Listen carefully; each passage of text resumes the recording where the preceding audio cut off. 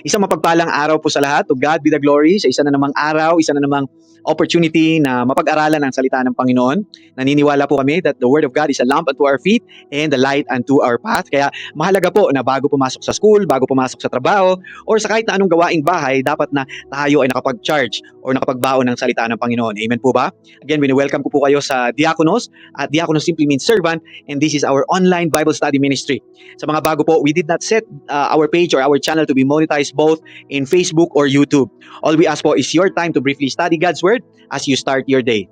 It is our desire po kasi that you develop a relationship with God through the study of His Word po. At ngayong araw po ay pag-uusapan natin ang topic na God's Mercy. Ito ang Bible study number 60 at kung wala kang lakad, wala din po ako, tara, Bible study tayo mga kapatid.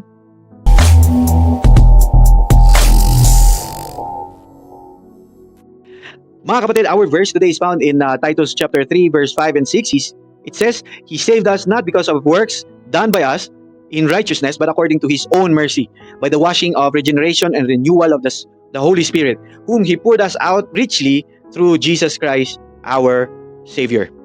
Mga kapatid, ang verse po natin today, ang verse 5, ay bahagi lang ng salaysay or tula starting from verse 4 hanggang verse 7. Sa verse 5, it mentions the phrase, He saved us. Si Paul po dito would like to emphasize na ang Diyos lang ang source ng ating salvation.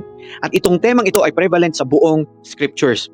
At ang verse natin today, ngayong araw, ay ipinapakita paano tayo iniligtas ng Diyos. Tayo po ay hindi iniligtas gamit ang ating mga mabubuting gawa, ngunit sa pamamagitan ng mercy, ng awa ng Diyos. Ang kaligtasan ay nagmumula lamang sa Diyos at sa pamamagitan lamang ng awa ng Diyos. Ang salvation po natin includes regeneration. Ito po ay tumutukoy sa spiritual na paglilinis. The moment po kasi na tinanggap ng isang tao si Jesus Christ, at that moment, a person's life is regenerated or made new. Sa tulong po ng banal na espiritu, ay tayo po ay tinutulungan din ng banal na espiritu na magkaroon ng bagong buhay. Take note po, this has nothing to do with your emotions or baptism. No? The moment ang isang tao tunay na ibinigay niya ang buhay niya sa Diyos, at inilagak niya ang kanyang tiwala sa finished work ni Jesus Christ sa cross, at may tama siyang understanding na it is not his work that merits his salvation, that person now will then walk according to the will of God sa tulong ng banal na espiritu. At itong buong process na to ay tinatawag na regeneration.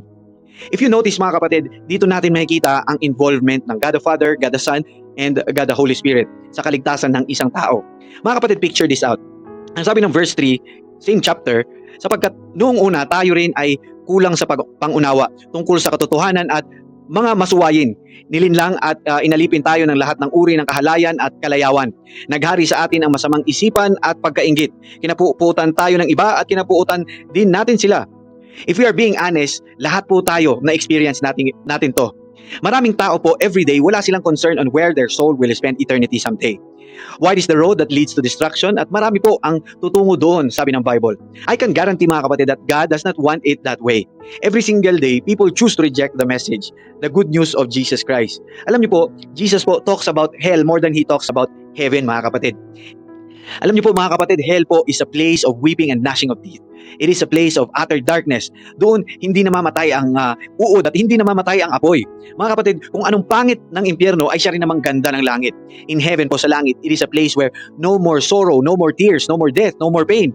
Alam niyo po ang sabi ng science, for every action there's always an equal and opposite reaction. Aanihin mo kung ano ang tinanim mo. Ang sabi ng Bible, for the wages of sin is death.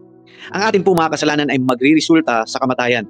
But God chose to make a way. Nakialam siya kapatid, that while He has every right na pabayaan na lang tayo, and He is offering you the most important and greatest invitation po.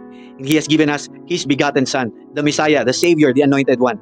Whoever believes in Him will not perish but have eternal life. Kapatid, kung pagod ka na sa ganyang buhay, kakahabol sa validation, approval ng mundo, ang sabi ni Jesus, come to me, all you who labor and heavily laden, and I will give you rest.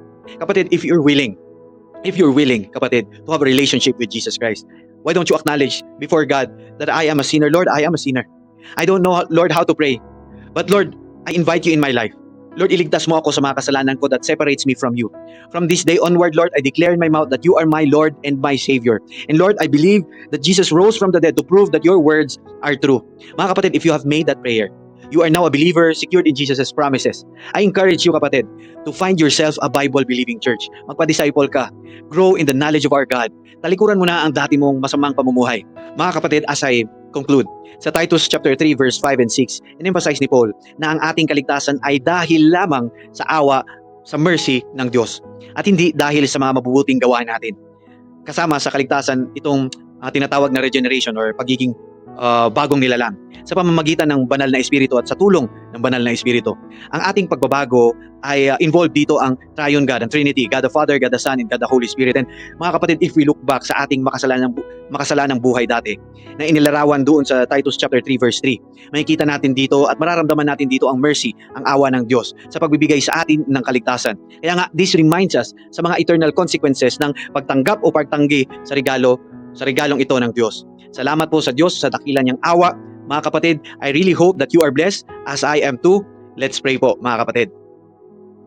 Panginoon, marami pong salamat, Lord, sa pagkakataong ito na magtipon-tipon kami at mag-aral ng iyong salita. Salamat po sa iyong habag at kaligtasan na ibinigay sa amin sa pamamagitan ni Jesus Christ. Lord, patawarin mo kami sa aming mga kasalanan at tulungan mo po kaming mamuhay ng naaayon sa iyong kalooban. Naway, ang aming natutunan po ngayon ay manatili sa aming mga puso at magbigay sa amin ng kalakasan at gabay sa aming pang-araw-araw na buhay. Tulungan mo po kaming maging ilaw sa aming mga komunidad at may pahayag ang iyong pag-ibig at katotohanan sa aming mga ginagawa at mga sinasabi. Patuloy mo po kaming gabayan, O God, at palakasin ang aming pananampalataya. Naway lagi naming hanapin ang iyong kalooban at magtiwala sa iyong mga pangako. Ito po ang aming panalangin sa ngalan ni Jesus na aming dakilang tagapagligtas. Amen. Kapatid, if you are new here, please do consider hitting that follow button to get more of these short Bible studies. Again, this ministry exists because this is the most loving way I can do para sa mga kaibigan ko. I care for your soul. Kaya isa or dalawa na nakikinig, masaya na ako. Pakay ko lang na maabot kayo ng magandang balita. At I really hope to see you in the next Bible study, kapatid. God willing. At muli ito ang diakonos, which means servant. May God bless you po, mga kapatid.